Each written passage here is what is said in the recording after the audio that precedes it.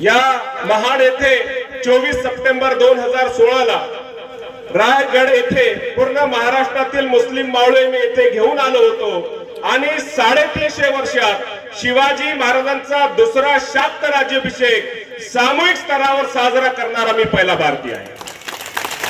आणि फक्त हा राज्याभिषेक साजरा नाही केला तर तेथे हा संकल्प केला की आम्हाला पुन्हा हा महाराष्ट्र छत्रपती शिवाजी महाराजांच्या विचाराचा मानवतावादी महाराष्ट्र करायचा आहे, धर्मनिरपेक्ष महाराष्ट्र करायचा आहे, दंगलमुक्त महाराष्ट्र करायचा आहे।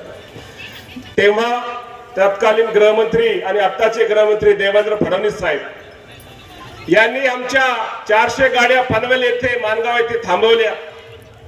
मी 1 महिना आधी महाड येथे आलो। रायगडमध्ये सर्व मुस्लिम मोहल्ल्यामध्ये, जमातमध्ये आणि मस्जिदमध्ये माझे शिवाजी महाराजांवर व्याख्यान झाली। मी त्यांना समजून सांगितलं, त्यांनी माझे महाराष्ट्रातले माणसं थांबवले। मी महाड येथील मुस्लिम धर्मगुरू आणि मावळे घेऊन गेलो। तो कार्यक्रम झाला। त्या कार्यक्रमाचे अध्यक्ष होते भाई जयंत पाटील। बांधवांनो, मी हे याच्यासाठी सांगतोय की मी आज 700 किलोमीटरचा प्रवास करून इथपर्यंत यासाठी आलेलो आहे की महाराष्ट्र आणि रायगड येथील माझ्या मराठी मुस्लिम बांधवांनी आणि माझ्या मराठा बांधवांनी मला विनंती केली होती की तुम्ही इथे यावं आणि या रायगडाच्या भूमीवर ज्यांनी महाराष्ट्राशी गद्दारी केली, ज्यांनी शरद पवार साहेबांशी गद्दारी केली आणि त्यांनी रायगड येथे एक नाही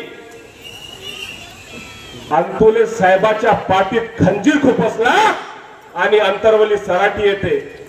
बांधवांनो, आमच्या मराठा माता भगिनी येणाऱ्या पिढीच्या भविष्यासाठी आरक्षणासाठी आंदोलनात बसलेल्या असता काय त्यांची मागणी होती की आमच्या मुलांना शिक्षण द्या। तटकरे साहेबांसारखं आपल्या मुलीसाठी पालकमंत्री पद मागत नव्हते तर आपल्या मुलीला शिक्षण मिळावं म्हणून वयोवृद्ध आई वडील उपोषणाला बसले, आंदोलनाला बसले। तेथे देवेंद्र फडणवीस यांच्या आदेशाने लाठीचार्ज झाला, हात पाय मोडले, छर्रे चालवले गेल्या, डोळे फोडले गेले, गोळ्या चालवल्या, आमच्या आईचे डोके फुटले, रक्त सांडलं। मराठवाड्यातले आमच्या मराठी बांधवांनी सांगितलं, सर तुम्ही रायगड येथे जावं, ही पवित्र भूमी आहे शिवाजी महाराजांची, स्वराज्याशी ज्यांनी गद्दारी केली त्याचा हिशोब चुकता जर कुठं होत असेल तर रायगड येथे होतो। शपथ घ्यायच्या सांडलेल्या रक्ताच्या एक थेंबाची येणाऱ्या 7 तारखेला तुम्हाला दाखवून द्यायचं आहे की तुम्ही या अत्याचारी भारतीय जनता पार्टीच्या चाकरासोबत आहात की या येणाऱ्या भविष्याच्या मुलांच्या, तुमच्या मुलांच्या भविष्यासाठी ज्यांनी धोंडे खाल्ले, लाठ्या खाल्ल्या, काठ्या खाल्ल्या, छर्रे खाल्ले, त्या माता माऊलीच्या तुम्ही सोबत हे सांगण्यासाठी विनंती करण्यासाठी 2019 ला 20 सप्टेंबर शिवस्वराज्य यात्रेमध्ये मी होतो। महाड येथे ही यात्रा होती। आज आमच्यामध्ये नाहीत दिवंगत नेते माणिकराव जगताप साहेब, माझ्या समोर जयंत पाटील साहेब, राष्ट्रवादी काँग्रेस पक्षाचे प्रदेशाध्यक्ष। तेव्हा साहेबांनी त्यांना कन्व्हिन्स केलं होतं की येणाऱ्या या तटकरे साहेबाला तुम्ही समर्थन द्यावं म्हणून। तुम्हाला सांगतो, तटकरे साहेबांशी त्यांचं अजिबात जमत नव्हतं। स्टेजवर आल्यावर माणिकराव जगताप साहेब तरी पण म्हटले की तुमच्या शब्दावर मी आलो, पण माझा तटकरेवर अजिबात विश्वास नाही, हा फितूर माणूस आहे, हा शब्द बदलतो। हे दुसरं ऋण होतं आमच्यावर की आज आम्ही स्नेहताई येथे आहेत। ताई त्यावेळेस आम्ही दिवंगत नेते माणिकराव जगताप साहेबांचं समर्थन घेतलं, त्यांना शब्द दिला, पण ते पाळू शकलो नाही। पण त्याचा बदला येणाऱ्या 7 तारखेमध्ये आम्ही घेण्यासाठी येथे आलेलो आहे आणि शब्द देतो येणाऱ्या विधानसभेमध्ये तुम्हाला आमदार करू आणि त्यांना दिलेला शब्द आम्ही पूर्ण करू। बांधवांनो, या स्वराज्याच्या पायथ्याशी आज मी तुमच्याशी संवाद करायला आलेलो आहे। छत्रपती शिवाजी महाराजांचं धोरण काय होतं? शिवाजी महाराजांचं धोरण होतं सर्वांनी पोटाशी लावणे आणि भारतीय जनता पार्टीचं धोरण आहे सर्वांस भिकेस लावणे। शिवाजी महाराजांचं धोरण होतं लाख मेले तरी चालतील पण त्यांचा पोशिदा जगला पाहिजे. भारतीय जनता पार्टीचं धोरण आहे लाख शेतकरी मेले तरी चालतील पण आमचा मालक अडाणी अंबानी जगला पाहिजे.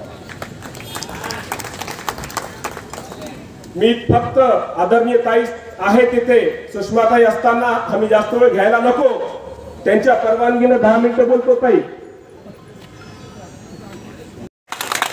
मंत्रिमंडळातल्या गद्दार नामर्दांना त्यांची अवकाश दाखवणारे आहे. बांधवांनो, माझा कार्यक्रम सुरू होण्याच्या आधी आमच्या बांधवांना सांगितलं आमिषाला बळी पडू नका. एक उदाहरण सांगतो. हा रायगड ही धरती मावळ्यांनी आपल्या रक्त साडून समजा आम्हाला हे स्वाभिमान दिलेलं आहे. आम्ही आमिषाला बळी पडणारे माणसं नाही. अरे आमच्या पूर्वजांनी रक्त साडून आम्हाला स्वराज्य दिलेलं आहे. जेव्हा कुतुबशाहला भेटायला छत्रपती शिवाजी महाराज जातात, कुतुबशाह त्यांचं स्वागत करायला येतो आणि म्हणतो शिवाजी महाराज तुमच्याकडे 40,000 घोड्याची सेना आहे पण एकही हत्ती नाही तुमच्या सैन्यामध्ये. शिवाजी महाराज म्हणतात नाही माझ्याकडे हत्ती पण माझा एक एक मावळा हत्तीशी झुंज लढण्याचं सामर्थ्य ठेवतो. कुतुबशाहला वाटलं हट्टा करता येत काय की, त्यांनी म्हटलं खरंच का, मग लावता झुंज माझ्या हत्तीशी. त्यांनी म्हटले माझ्या कोणत्याही मावळ्याची निवड कर, तुझ्या हत्तीशी झुंज द्यायला माझा मावळा समर्थ आहे. त्याचा हा मतमस्त हत्ती त्यांनी तयार केला आणि मावळ्यामध्ये सर्वात सडपातळ बांधा असलेला एक मावळा निवडला. 5.5 फूट उंचीचा, त्याचं नाव होतं ऐसाजी कंक. ऐसाजी कंकला सांगितलं की हत्तीची झुंज द्यायची, मदमस्त हत्ती आहे. तो रागामध्ये धावत आला. ऐसाजी कंक यांनी कुलाधुडी मारली, त्याला चुकवलं. पुन्हा तो धावत आला. चतुराईने ऐसाजी कंक यांनी एक तलवार चालवली, हत्तीची सोंड कापली, हत्ती घायल झाला पडला. तेव्हा कुतुबशाह म्हणतो असे जिगरबाज मावळे तुमच्याकडे आहे शिवा, हा ऐसाजी कंक मला द्या. ऐसाजी कंकला म्हणतात अरे शिवाजी महाराज सारखं तुम्हाला ऐश्वर्याच्याहून जास्त देऊ, द्रव्य देऊ, मुद्रा देऊ. ऐसाजी कंक म्हणतात माझा जन्म स्वराज्याच्या सेवेसाठी झालेला आहे, माझा जन्म शिवाच्या सेवेसाठी झालेला आहे आणि मी दुसऱ्याची चाकरी करणार नाही. बांधवांनो, या रायगड येथे ज्या मावळ्यांनी रक्त सांडून आम्हाला हे स्वाभिमानाचं जीवन दिलं, काय त्यांची येणारी पिढी आम्ही त्यांचे वारस पैसे घेऊन हे स्वाभिमान गहाण ठेवणार का?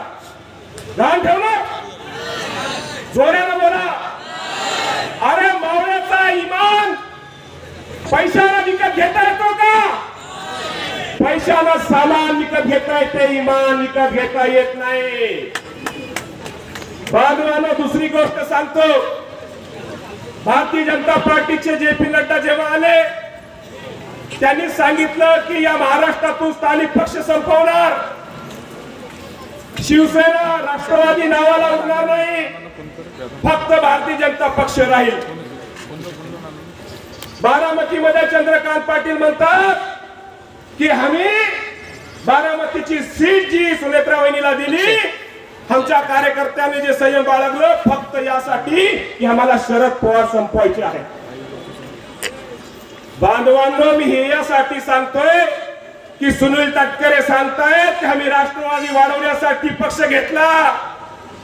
अरे तुम्ही ज्याचा पक्ष घेतला आणि ज्यांच्या सोबत गेले ते त्या पक्षाच्या संस्थापकाला संपवायची भाषा करतायत, तेव्हा तुम्ही त्याला सांगायला पाहिजे होतं की आम्ही तुमच्या सोबत विकासाला आलेलो आहोत, आमच्या पक्ष संस्थापकाला संपवायची भाषा करू नका. पण हे शांत आहे. आमचा वारसा काय आहे? आमच्या परिवारावर जर कोणी हमला केला, आमच्या कुटुंबाच्या सदस्यावर कोणी वार केलं, कुटुंब प्रमुखाला जर कोणी मारलं तर येणारी पिढी त्यांचे वंशज कसा बदला घेतात त्याचं एक उदाहरण मी तुम्हाला सांगतोय, कारण मी रायगडाच्या भूमीवर आहे. मदारी म्हणतो माहित नाही, पुन्हा मारलं, पुन्हा विचारलं सांग मदारी, शिवा कुठे गेला? मदारी म्हणतो माहित नाही, पुन्हा मारलं, म्हटलं सांग मदारी, नाही तर जीवाला मुकशील. मदारी म्हणतो अरे कोणत्या जीवाला? हा जीव तर आधी शिवाजी महाराजांनी वाहून टाकलेला आहे. लाख मेले तरी चालतील पण त्यांचा पोशिला झाला. सर्व पक्षाच्या कार्यकर्त्याचे फोन आले, मला म्हटले मी भरत शेठचा कार्यकर्ता आहे साहेब, मी त्यांच्या सोबत आहे काही अडचणीमुळे, पण तुम्ही इथे या. आणि आमच्या भरत शेठला सगळ्यात जास्त त्रास दिला सुनील तटकरेने, त्याचा बदला तुम्हीच घ्या. मी म्हणलं तुम्ही भरत शेठ त्यांच्या सोबत, मी कसा बदला घेऊ साहेब, आम्हाला बोलता येत नाही, पण भरत शेठनं जे सूट शिवलं होतं मंत्रिपदासाठी ते आजही टांगलेलं आहे त्या सुनील तटकरेने.